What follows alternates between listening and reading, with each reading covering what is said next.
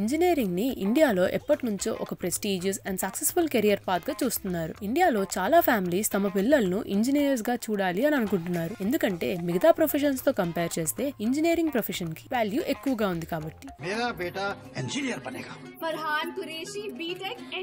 Engineering చేయడానికి every year lakhs of students IIT, NIT, triple లాంటి colleges లో జాయిన్ అవ్వడానికి joint entrance examination, JEE mains, JEE advance లాంటి entrance examinations రాస్తున్నారు. కానీ చాలా తక్కువ మంది ఆ కాలేజెస్ లో సీట్ వస్తున్నాయి. ఎందుకంటే ఆ కాలేజెస్ లో లిమిటెడ్ అడ్మిషన్స్ అండ్ కాంపిటీషన్ చాలా ఎక్కువగా ఉంటుంది. Every year Indian engineering graduates చాలా ఇష్యూస్ ఫేస్ చేస్తున్నారు. ఎందుకంటే every year thousands of colleges నుంచి lakhs of students pass out అవుతున్నారు. వాళ్ళందరికీ క్యాంపస్ ప్లేస్మెంట్ లో సెలెక్షన్స్ అవ్వట్లేదు. అండ్ కాలేజెస్ లో అవుట్డేటెడ్ కరికులం వల్ల స్టూడెంట్స్ లేటెస్ట్ టెక్నాలజీని నేర్చుకోలేకపోతున్నారు అండ్ స్కిల్ ప్రొఫెషనల్స్ గా అవ్వలేకపోతున్నారు. చాలా స్టూడెంట్స్ కి industry exposure, internship experience, better project performance లేకపోవడం వల్ల ప్రెసెంట్ టఫ్ సిచ్యువేషన్ ని హ్యాండిల్ చేయలేకపోతున్నారు. అడిషనల్ గా చాలా ఇంజనీరింగ్ కాలేజెస్ లో స్టార్ట్అప్ హబ్స్, ఆంటర్‌ప్రెన్యూర్‌షిప్ కల్చర్ ఉండట్లేదు. దీని వల్ల చాలా మంది స్టూడెంట్స్ కి ఎంప్లాయర్స్ అవ్వాలి అనుకున్నా కూడా ఎంప్లాయీస్ గా ఉండిపోతున్నారు.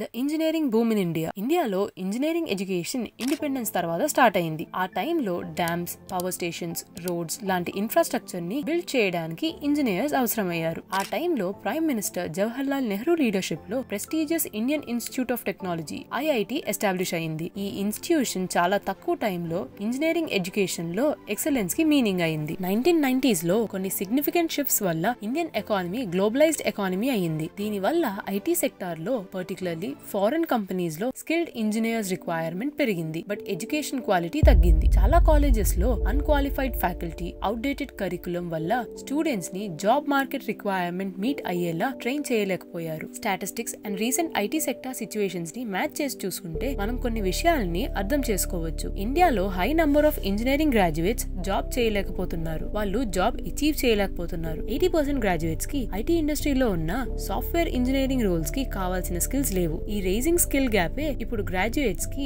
ఒక అన్సాల్వ్డ్ క్వశ్చన్ అయిపోయింది. రెగ్యులేటర్ బాడీస్ అయిన All India Council of Technical Education, AICTE ఇలాంటి growing concerns quality over quantity education process ని రెగ్యులేట్ చేసి రిఫార్మ్ చేయాలి. ఐఐటీస్ లాంటి కాలేజెస్ రెసిషన్ లాంటి టఫ్ సిచ్యువేషన్స్ ని హ్యాండిల్ చేస్తుంటే మిగతా కాలేజెస్ ఎందుకు హ్యాండిల్ చేయలేకపోతున్నాయి? IITs rigorous selection process. IIT JEE entrance test చాలా డిమాండింగ్ అండ్ టఫ్ గా ఉంటుంది. ఈ కాలేజ్ లో అడ్మిషన్ తీసుకోవాలంటే స్టూడెంట్స్ చాలా హార్డ్ వర్క్ అండ్ చాలా టాలెంటెడ్ గా ఉండాలి. High regarded faculty. ఈ ఇన్స్టిట్యూషన్స్ లో highly skilled and experience professors ఉంటారు. సో వాళ్ళు అవుట్ స్టాండింగ్ లెర్నింగ్ ఎన్వైరన్మెంట్ ని స్టూడెంట్స్ కి క్రియేట్ చేయగలరు. Large and influential alumni network. IITs చాలా స్టూడెంట్స్ కి ఫార్మర్ సక్సెస్ఫుల్ స్టూడెంట్స్ నుంచి మెంటర్షిప్ అండ్ జాబ్ ఆపర్చునిటీస్ ని ప్రొవైడ్ చేస్తుంది. Industry connections. ఐఐటి స్టూడెంట్స్ కి ఇంటర్న్షిప్స్, బిజినెసెస్ తో ఇంటరాక్ట్ అవ్వడానికి ఛాన్స్ ఇస్తుంది. సో వాళ్ళు ప్రొఫెషనల్ వరల్డ్ డిమాండ్స్ ని మీట్ అవ్వగలరు. Global reputation. ఐఐటి డిగ్రీకి ఇంటర్నేషనల్ రికగ్నైజేషన్ ఉంది. దీని వల్ల ఇండియా అండ్ ఓవర్సీస్ లో గ్రాడ్యుయేట్స్ కెరియర్ గ్రోత్ ఇంప్రూవ్ అవుతుంది. Other engineering colleges.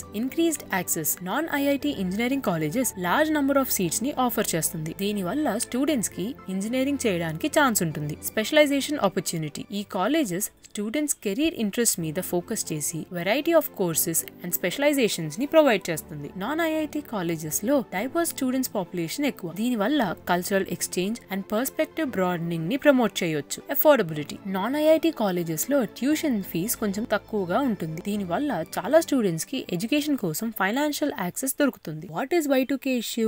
Y2K issue అనేది ఒక గ్లోబల్ క్రైసిస్. ఇది కంప్యూటర్ సిస్టమ్ లో 2 డిజిట్స్ ఇయర్ ని రిప్రజెంట్ చేస్తుంది. ఫర్ ఎగ్జాంపుల్ ఇయర్ 1999 ని 99 గా ఎక్స్ప్రెస్ చేయొచ్చు. కానీ 2000 ని ఎక్స్ప్రెస్ చేయడం ప్రాబ్లం అయింది. ఎందుకంటే 2000 ని కంప్యూటర్ 1900 గా మిస్ ఇంటర్ప్రిటేషన్ చేసే ఛాన్సెస్ ఉంది. ఇది వేరియస్ ఇండస్ట్రీస్ లో సివియర్ కాన్సిక్వెన్సెస్ ని రేస్ చేసే ప్రాబ్లం ఉంది. ఈ ప్రాబ్లం కి రూట్ కాజ్ ఏంటి అంటే programmers program beyond 100 years span work అయ్యే అవసరం వస్తుంది అని అనుకోలేదు. ఈ మిస్టేక్ చాలా రిస్క్ ని రేస్ చేసింది. ఎస్పెషల్లీ ఏవియేషన్ లాంటి క్రిటికల్ సెక్టార్ లో రిస్క్ క్రియేట్ చేసింది. ఏవియేషన్ లో పొటెన్షియల్ సిస్టమ్ ఫెయిల్యూర్ చాలా వర్స్ట్ కాన్సిక్వెన్సెస్ ఇంక్లూడింగ్ ఎయిర్లైన్ కొలూజన్ జరగొచ్చు. ఈ ప్రాబ్లం ని అడ్రస్ చేయడానికి చాలా కంట్రీస్ 2 డిజిట్ డేట్స్ ని 4 డిజిట్ డేట్స్ గా కన్వర్ట్ చేయడానికి చాలా ఎఫర్ట్స్ పెట్టాయి. Y2K ఇష్యూ సాల్వ్ సాల్వ్ చేయడానికి ఇండియాలో ఉన్న హైదరాబాద్ ఇంపార్టెంట్ రోల్ ని ప్లే చేసింది. గ్రోయింగ్ ఆపర్చునిటీస్ ని తెలుసుకుని ఆంటర్‌ప్రెనర్స్ మైత్రివనం దగ్గరలో ట్రైనింగ్ ఇన్స్టిట్యూషన్స్ ని ఎస్టాబ్లిష్ చేశారు. దీని వల్ల ఇండివిజువల్స్ లో ప్రాబ్లమ్ ని రెక్టిఫై చేసే స్కిల్స్ ని డెవలప్ చేయడానికి ట్రైన్ చేయొచ్చు. ఈ ట్రాన్స్ఫర్మేషన్ వల్ల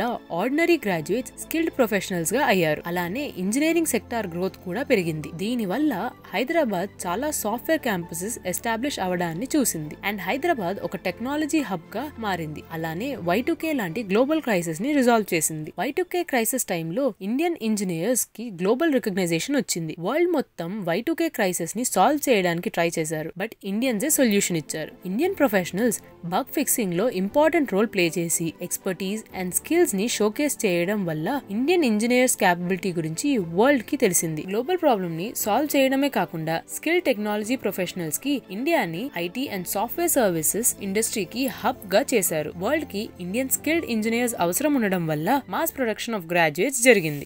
Present situation, how Indian people leading tech. Presently, Indian experts global tech sector ni efficient ga lead చేస్తున్నారు. World technological advancement లో Indian professionals key role play చేస్తున్నారు. మేజర్ టెక్ కంపెనీస్ ని Indian originated CEOs top position hold చేస్తున్నారు. Cloud computing, artificial intelligence and cyber security లాంటి latest innovations ని introduce చేస్తున్నారు. Startups, research, innovations లో India's impact చాలా ఉంది. ఎవ్రీ చేంజింగ్ టెక్ ఫీల్డ్ లో ఇండియా ఫ్రంట్ పొజిషన్ లో ఉండి వరల్డ్ ని లీడ్ చేస్తుంది. అలానే టెక్నాలజికల్ ప్రాసెస్, డిజిటల్ ట్రాన్స్ఫర్మేషన్ మీద డీప్ ఫోకస్ చేసి టెక్ లీడర్ గా ప్రూవ్ చేసుకుంది. Growth of engineering college. Engineering college expansion state to state differ అయింది. ఎగ్జాంపుల్ గా ఆంధ్రప్రదేశ్ ని తీసుకుందాం. 1994 లో ఏపీలో 32 ఇంజనీరింగ్ కాలేజెస్ ఉన్నాయి. ఆ కాలేజెస్ లో టోటల్ గా 9335 సీట్స్ ఉన్నాయి. కానీ 2011 వరకు కాలేజ్ కౌంట్ 705 కి రీచ్ అయింది. టోటల్ సీట్స్ కౌంట్ 2,50,000 కి రీచ్ అయింది. ఇలాంటి సిమిలర్ ప్యాటర్న్ చాలా స్టేట్స్ లో కనిపించాయి. ఇంజనీరింగ్ కాలేజెస్ గ్రోత్ ర్యాపిడ్ గా ఉండడం వల్ల చాలా మంది individuals, politicians, government officials education ని మనీ మేకింగ్ ఆపర్చునిటీగా చేసుకున్నారు. తమకి ఉన్న కనెక్షన్స్, ఇన్ఫ్లుయెన్స్ ని యూజ్ చేసుకుని కాలేజ్ ఎస్టాబ్లిష్ చేయడానికి పర్మిషన్స్ తెచ్చుకున్నారు. కానీ real problem college quality of education provide చేయడం దగ్గర రైజ్ అయింది. చాలా కాలేజెస్ లో ఇన్ఫ్రాస్ట్రక్చర్, ఎమ్యూనిటీస్ బాగున్నాయి. But proper education standards maintain చేయడం గురించి ఆలోచించట్లేదు. ఇండియన్ సైంటిస్ట్ అయిన CNR Rao around 90% Indian engineering colleges outdated curriculum ని ఫాలో అవుతున్నాయని అన్నారు. ఈ అవుట్డేటెడ్ అప్రోచ్ గ్లోబల్ మార్కెట్ తో ఎఫెక్టివ్ గా కంపీట్ చేయడానికి మెయిన్ ఆబ్స్టకల్ గా మారింది. Corruption and management fee. Education sector corruption అనేది ఇంకొక మేజర్ ప్రాబ్లం. చాలా ఇంజనీరింగ్ కాలేజెస్ క్యాపిటేషన్ ఫీ ని కలెక్ట్ చేస్తున్నాయి. ఇది అడ్మిషన్ రిజర్వ్ చేయడానికి చేసే ప్రాసెస్. ఈ ఫీజ్ థౌజండ్స్ నుంచి లాక్స్ ఆఫ్ రూపీస్ వరకు ఉంటుంది. ఈ పేమెంట్స్ ని లీగల్ వేలో చేయడానికి మేనేజ్మెంట్ కోటా సిస్టమ్ ని ఇంట్రడ్యూస్ చేశారు. ఈ కోటాలో హై ఫీ పే చేయగలిగే స్టూడెంట్స్ కోసం 15% సీట్స్ ని రిజర్వ్ చేసి ఉంచుతారు. ఈ సిస్టమ్ వల్ల ఇప్పుడు కాలేజెస్ తమ సీట్స్ సోర్స్ ఆఫ్ రెవెన్యూ గా చేసుకున్నాయి. కానీ ఇలాంటివి ఎన్ని చేసినా కూడా క్వాలిటీ ఆఫ్ ఎడ్యుకేషన్ అనేది ఇంప్రూవ్ అవ్వట్లేదు. ఏజెంట్స్ కూడా ఈ సిచ్యువేషన్ ని అడ్వాంటేజ్ గా తీసుకుని ఎక్కువగా ఫీ కడితే అడ్మిషన్ వచ్చేలా చేస్తామని ఫేక్ ప్రామిసెస్ చేస్తున్నారు. ఎలిజిబుల్ కాని వాళ్ళకి ఫేక్ సర్టిఫికేట్స్, మార్క్ షీట్స్ ని పెట్టి వాళ్ళకి అడ్మిషన్ వచ్చేలా చేస్తున్నారు. దీనివల్ల ఎడ్యుకేషన్ సిస్టమ్ లో కరప్షన్ కల్చర్ ని క్రియేట్ చేస్తున్నారు. Challenges faced by engineering graduates. Large number of engineering graduates real world industry experience ni gain చేయలేకపోతున్నారు. As per reports, 40% engineering graduates మాత్రమే internships చేస్తున్నారు. 36% రెగ్యులర్ కోర్స్ వర్క్ ని దాటి ప్రాజెక్ట్స్ మీద work చేస్తున్నారు. ఎలాంటి ప్రాక్టికల్ ఎక్స్పీరియన్స్ లేకపోవడం వల్ల జాబ్స్ తెచ్చుకోవడం కష్టం అవుతుంది. ఇలాంటి ఓల్డ్ ఎడ్యుకేషన్ కల్చర్ వల్ల ఆంటర్‌ప్రెన్యూర్‌షిప్, ఇన్నోవేషన్స్, రీసెర్చెస్ లాంటి new age learning methodologies implement అవ్వట్లేదు. ఇలాంటి లెర్నింగ్ స్టార్ట్అప్ ఎన్వైరన్మెంట్ కి చాలా ఇంపార్టెంట్. ఇండియాలో చాలా మంది స్టూడెంట్స్ ఇంజనీర్స్ అవ్వాలనుకుంటున్నారు. బట్ రియాలిటీ చాలా డిఫరెంట్ గా ఉంటుంది. ప్రెసెంట్ జాబ్ మార్కెట్ అన్స్టేబుల్ గా ఉండడం, excessive graduate pass outs, limited job opportunities వల్ల సూటబుల్ జాబ్ అచీవ్ చేయడం పాసిబుల్ అవ్వట్లేదు. స్కిల్ గ్యాప్ అనేది ఒక major problem. Communication and problem solving skills లేకపోవడం వల్ల స్టూడెంట్స్ అండర్ డెవలప్డ్ అవుతున్నారు. నేషనల్ ఎంప్లాయబిలిటీ రిపోర్ట్ ప్రకారం ఓన్లీ ఇండియాలో 4.7% ఇంజనీరింగ్ గ్రాడ్యుయేట్స్ మాత్రమే ఐటీ ఇండస్ట్రీలో సాఫ్ట్వేర్ ఇంజనీర్స్ రోల్స్ కి సూటబుల్ గా ఉన్నారు. ఈ పర్సెంటేజ్